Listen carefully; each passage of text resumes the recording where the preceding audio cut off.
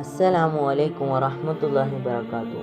അബൂബക്കർ റളിയല്ലാഹു അൻഹു പറയുന്നു, നബി സല്ലല്ലാഹു അലൈഹി വസല്ലം അരുളിയതായി ഞാൻ കേട്ടു, നീ ആലിമാവുക, അല്ലെങ്കിൽ അറിവ് പഠിക്കുന്നവനാവുക, അല്ലെങ്കിൽ ഇൽമിനെ ശ്രദ്ധാപൂർവം ശ്രദ്ധിക്കുന്നവനാവുക, അല്ലെങ്കിൽ ഇൽമിനെയും ഇൽമുള്ളവരെയും സ്നേഹിക്കുന്നവനാവുക. അഞ്ചാമനായി നീ ആകരുത്, എങ്കിൽ നീ നശിച്ചു പോകുന്നതാണ്.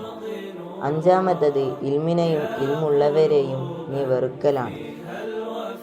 അപ്പോൾ ഇന്നത്തെ കാലത്ത് ഉസ്താദുമാർ സോഷ്യൽ മീഡിയകളിൽ ഇൽമിനെ പറ്റി പങ്കുവച്ചാൽ അതിനെ ട്രോളിക്കൊണ്ട് ചില ആളുകൾ വീഡിയോ ചെയ്യാറുണ്ട്. അതിനെ കൊണ്ടൊക്കെ എന്ത് നേട്ടമാണ് ആഖിറത്തിലേക്ക് അവർക്ക് ലഭിക്കാനുള്ളത്? കമൻറ്റ് ബോക്സിലൊക്കെ പറയാൻ പോലും പറ്റാത്ത വാക്കുകളാണ് ജനങ്ങൾ ഉപയോഗിക്കുന്നത്.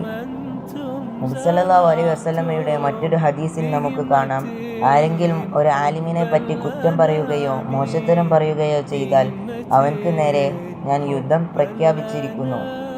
അത്രയും ഗൗരവമായ ഈ വിഷയത്തെക്കുറിച്ച് ആരും ചിന്തിക്കാറ് പോലുമില്ല. മുത്ത് നബി സല്ലല്ലാഹു അലൈഹി വസല്ലം നമുക്ക് അങ്ങനെയല്ല പഠിപ്പിച്ചു തന്നത് എന്ന് എല്ലാവരും ഓർക്കുക.